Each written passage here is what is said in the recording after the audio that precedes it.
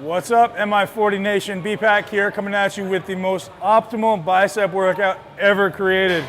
Sounds like a bold claim coming from a guy who's got small arms, but try it. I guarantee you, as far as science goes, this is the best workout you could ever do. So I'm going to teach you a little bit about what we're doing first before we get into it, and then I'm going to dive into it. I get a lot of people who ask, what's the best thing I can do for my biceps? Everyone wants big arms, everyone wants bigger biceps, nobody knows what they're doing. I've tried some bicep videos before. I've actually done some where I was actually training, but I want you guys to understand the logic behind it. So as you know with everything, we have a strength curve, we have a shortened part of the strength curve, we have a mid-range and a lengthened part of the strength curve. It's always the way every muscle functions. So with this particular workout, we're gonna start in the middle of the strength curve with something simple. Dumbbell curl, really, really easy. Everybody's done it before, but execution is everything. As you know, I'm all about specificity, I'm all about proper contractions. Weight does not matter. No, you do not want to use light weights. You want to use weight that's appropriate to execute the movement. People always say, well, should I use light weights? No, you shouldn't use light weights. You should use whatever weight, whatever maximum amount of weight you can use to execute the movement properly. I'm not about using light weights. That's not what you want to do. You need to use weight, you need to use resistance, but you need to learn how to contract muscles properly. If you're using some heavy weight where you're slinging a weight around, you're wasting your time, and you're getting in my way in the gym. So we're going to start here with a simple bicep curl for dumbbells. So what a lot of people do, they curl it, their arm ends up looking like this. So not a lot of supination of the arm. What you really need to focus on is making sure that you're turning that dumbbell at the top. When I'm doing it, I'm literally trying to squeeze my baby finger on that dumbbell and turn it to the point that I can't really turn it anymore. I come down, I pronate. I come up, I supinate. I pronate. Notice how nothing's happening at my arm. Notice there's nothing happening up here. The only movement is happening here. So if I were to do it without a dumbbell, it literally just look like this. Okay, so I'm getting up here, I'm squeezing as hard as I can, trying to turn my baby finger, trying to turn my palm toward the ceiling. And the trick is, most people when they do use a dumbbell, they grab that dumbbell and they really try to focus on squeezing these two fingers or squeezing this part of the dumbbell, and this part kind of gets lazy. You really got to stay focused on keeping that baby finger squeezed. So when I do it, I'm really trying to overload squeezing the baby finger. Squeeze the baby finger harder than I squeeze the index finger, and I'm trying to turn. That supination is extremely important.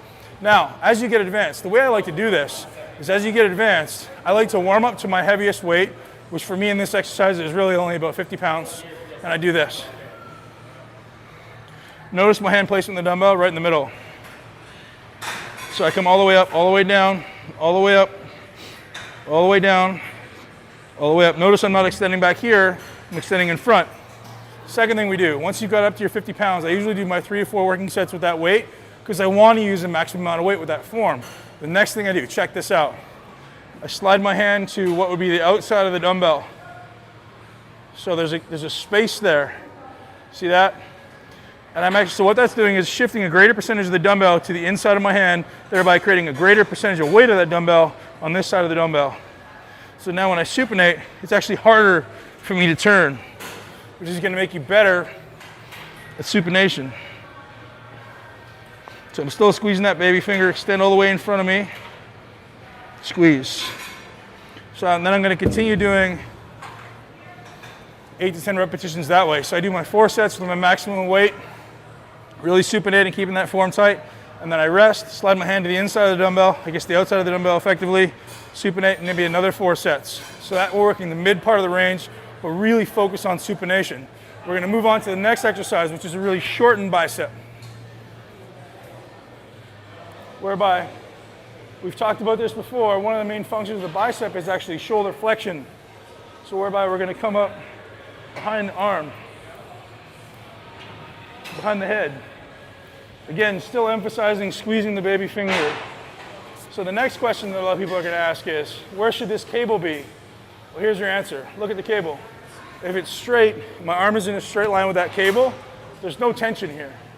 If I go down, there's tension here. If I go up, there's tension here. So the answer is, no matter where that cable happens to be, it could be down here. My intent is to do this. So that cable is always putting emphasis and tension on this muscle. So if I were to come here, I'm relaxing, I'm resting. So I come just slightly up, boom, boom, boom. That's what we're doing. So we're trying to keep the upper arm relatively stable, not let it move too much up and down, but we just keep it there. And not letting it come straight or flush because we lose tension. Next, we're gonna move on to dumbbell curls on an incline bench. Why? Because it's a fully lengthened long head of the bicep. Same idea here, lean back, just let the dumbbell hang. I contract my triceps, keep my abs tight so nothing's swinging.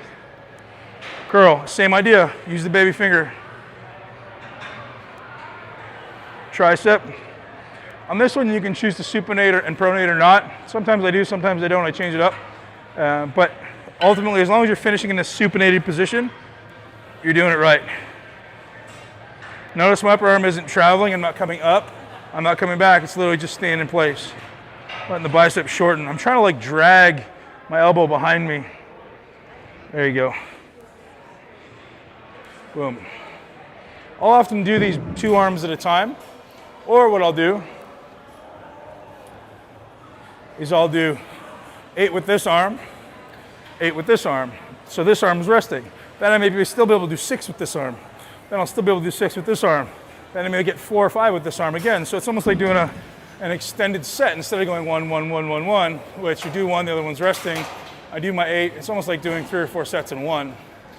So there you have it, guys. We just worked the bicep through its entire range. We killed it. If you can do that in 10 minutes, 15 minutes, I guarantee your arms are gonna grow. They'll have no choice. So as CT Fletcher would say, I'm gonna leave that one out. But you guys know it. Rock hard, train hard, get after it, and let's build some biceps. MI40 Nation, Ben Pakulski /MI40.com.